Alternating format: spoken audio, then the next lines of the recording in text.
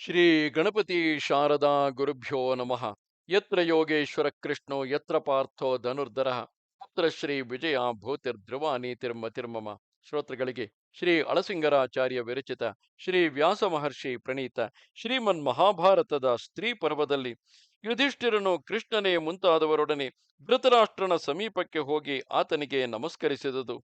ಧೃತರಾಷ್ಟ್ರನು ಯುಧಿಷ್ಠಿರನನ್ನು ಮೃದುವಾಗಿ ಆಲಂಗಿಸಿ ಭೀಮನನ್ನು ಕೋಪದಿಂದ ನೆಗ್ಗಿ ಬಿಡುವಂತೆ ಉದ್ದೇಶಿಸಿದಾಗ ಕೃಷ್ಣನು ತಂತ್ರದಿಂದ ಕಬ್ಬಿಣದ ಪ್ರತಿಮೆಯೊಂದನ್ನು ಮುಂದಿಡಲು ಅದನ್ನು ಕೈಗಳಿಂದಪ್ಪಿ ನೆಗ್ಗಿದುದು ಎಂಬ 11ನೆಯ ಅಧ್ಯಾಯಕ್ಕೆ ಸ್ವಾಗತ. ರಾಜ ತನ್ನ ಸೇನೆಗಳೆಲ್ಲವೂ ಹತವಾದ ಮೇಲೆ ವೃದ್ಧ ಪಿತನಾದ ಧೃತರಾಷ್ಟ್ರನು ಹಸ್ತಿನಾಪುರದಿಂದ ಹೊರಟ ವೃತ್ತಾಂತವನ್ನು ಯುಧಿಷ್ಠಿರನು ಕೇಳಿದನು. ಪುತ್ರ ಶೋಕದಿಂದ ಮಹಾವ್ಯಾಕುಲಗೊಂಡಿದ್ದ ಯುಧಿಷ್ಠಿರನು ತನ್ನ ಭ್ರಾತೃಗಳೊಡನೆಯೂ ನಾಶಾರ್ಹರು ಸಾತ್ಯಕಿ ಯುಯುತ್ಸು ಇವರೊಡನೆಯೂ ತನ್ನಂತೆಯೇ ಪುತ್ರ ಶೋಕದಿಂದ ಕೊರಗುವ ಧೃತರಾಷ್ಟ್ರನನ್ನು ನೋಡಲು ಹೊರಟನು. ದುಃಖಿತಳಾದ ದ್ರೌಪದಿಯು ಪಾಂಚಾಲ ಸ್ತ್ರೀಯರೊಡನೆ ಆ ಯುಧಿಷ್ಠಿರನನ್ನು ಹಿಂಬಾಲಿಸಿ ಹೊರಟಳು. ಆಗ ಯುಧಿಷ್ಠಿರನು ರಣಾಂಗಣದಲ್ಲಿ ಕುರರ ಪಕ್ಷಿಗಳಂತೆ ದೀನ ಸ್ವರದಿಂದ ಅಳುತ್ತಿರುವ ಮಾತೃವರ್ಗಗಳನ್ನು ಕಂಡನು.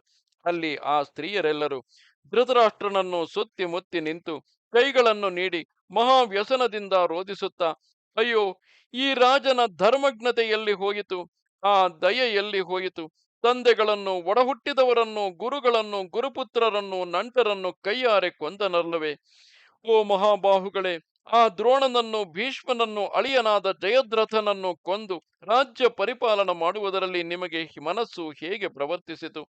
ಪಿತೃಗಳನ್ನು, ಸಹೋದರರನ್ನು, ದುರ್ಜಯನಾದ ಆ ಅಭಿಮನ್ಯುವನ್ನು, ದ್ರೌಪದಿ ಪುತ್ರರನ್ನು ಕಳೆದುಕೊಂಡ ನಿಮಗೆ ರಾಜ್ಯದಿಂದೇನು ಎಂದು ಕೆಲವರು ಪ್ರಲಪಿಸಿದರು.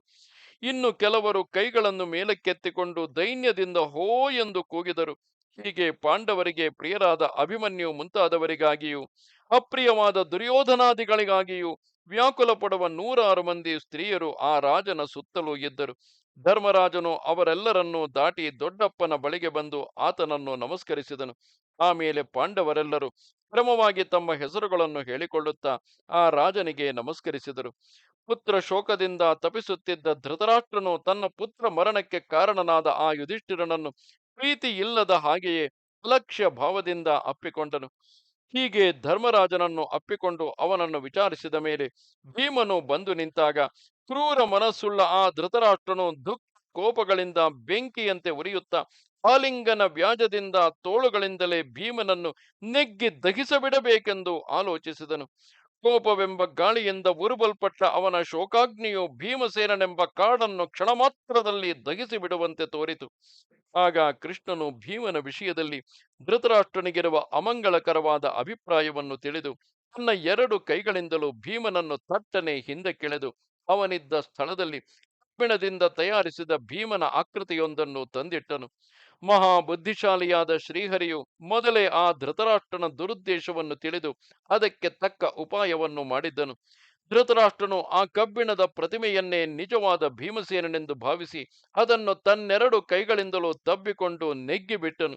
ಆದರೇನು, 10,000 ಆನೆಗಳಿಗೆ ಸಮಾನವಾದ ಬಲವುಳ್ಳ ಆ ರಾಜನು ಆ ಕಬ್ಬಿಣದ ಭೀಮನನ್ನು ಹಿಡಿದೊತ್ತುವಾಗ ತಾನು ಅದರಿಂದ ಎದೆಯೊಡೆದು ಬಾಯಲ್ಲಿ ರಕ್ತವನ್ನು ಕಕ್ಕುತ್ತಾ ಪುಷ್ಪಿತವಾದ ಪಾರಿಜಾತ ವೃಕ್ಷದ ಕೊಂಬೆಗಳಂತೆ ರಕ್ತದಲ್ಲಿ ತೊಯ್ದು ಹಾಗೆಯೇ ನೆಲದ ಮೇಲೆ ಬಿದ್ದನು. ಆಗ ಸಂಜಯನು ಆತನನ್ನು ಮೇಲಕ್ಕೆತ್ತಿ ಸಮಾಧಾನಪಡಿಸುತ್ತಾ, ರಾಜ, ಹೀಗೆ ಮಾಡಬಾರದು ಎಂದನು. ಧೃತರಾಷ್ಟ್ರನಾದರೂ ಭೀಮನು ಸತ್ತನೆಂದೇ ಭಾವಿಸಿ ಕೋಪವನ್ನು ಬಿಟ್ಟು ಕನಿಕರದಿಂದ ಹಾ ಹಾ ಭೀಮಾ ಎಂದು ಕೂಗಿಕೊಂಡನು.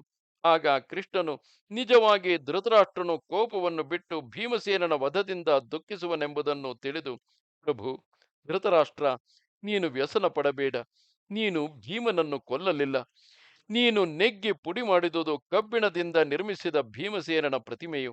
ನೀನು ಕೋಪವಶನಾಗಿರುವುದನ್ನು ತಿಳಿದು ಮೃತ್ಯುವಿನ ಕೋರೆ ಹಲ್ಲುಗಳಲ್ಲಿ ಸಿಕ್ಕಿಕೊಂಡಂತಿದ್ದ ಆ ಕುಂತಿ ನಂದನನನ್ನು ನಾನೇ ಹಿಂದಕ್ಕೆ ತಳ್ಳಿದೆನು. ಓ ರಾಜೋತ್ತಮ, ಬಲದಲ್ಲಿ ನಿನಗೆ ಸಮಾನನು ಒಬ್ಬನೂ ಇಲ್ಲ. ಯಾವ ಮನುಷ್ಯನು ತಾನೇ ನಿನ್ನ ಕೈಗಳ ಬಿಗಿತವನ್ನು ತಡೆದುಕೊಳ್ಳಬಲ್ಲನು? ನಿನ್ನೆರಡು ಕೈಗಳ ಮಧ್ಯದಲ್ಲಿ ಸಿಕ್ಕಿಕೊಂಡವನು ಯಮನ ಬಳಿಗೆ ಹೋದವನಂತೆ ಜೀವ ಸಹಿತನಾಗಿ ಹಿಂತಿರುಗಲಾರನು.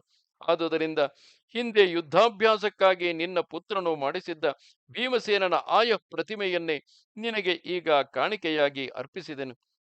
ಪುತ್ರ ಶೋಕದಿಂದ ತಪ್ಪಿಸುವ ನಿನ್ನ ಮನಸ್ಸು ಅಧರ್ಮದಲ್ಲಿ ಪ್ರವರ್ತಿಸಿತು.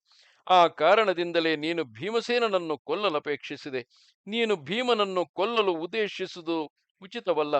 ನಿನ್ನ ಪುತ್ರರು ಇನ್ನು ಮೇಲೆ ಹೇಗೂ ಬದುಕಿ ಬರಲಾರರು. ಆದುದರಿಂದ ಮುಂದೆಯಾದರೂ ನಾವು ಶಾಂತಿಯನ್ನು ಕೋರಿ ಮಾಡುವ ಪ್ರಯತ್ನಗಳೆಲ್ಲಕ್ಕೂ ನೀನು ಸಮ್ಮತಿಸು. ದುಃಖದಲ್ಲಿ ಮನಸ್ಸನ್ನಿಡಬೇಡ ಎಂದನು. ಇದು 11ನೆಯ ಅಧ್ಯಾಯವು. ನಮಸ್ತೆ ಶಾರದೆ ದೇವಿ, ಕಾಶ್ಮೀರ ಪುರವಾಸಿನಿ, ತ್ವಾಮಹಂ ಪ್ರಾರ್ಥೆಯೇ ನಿತ್ಯಂ, ವಿದ್ಯಾದಾನಂಚ ದೇಹಿಮೆ. ನಮಸ್ಕಾರ.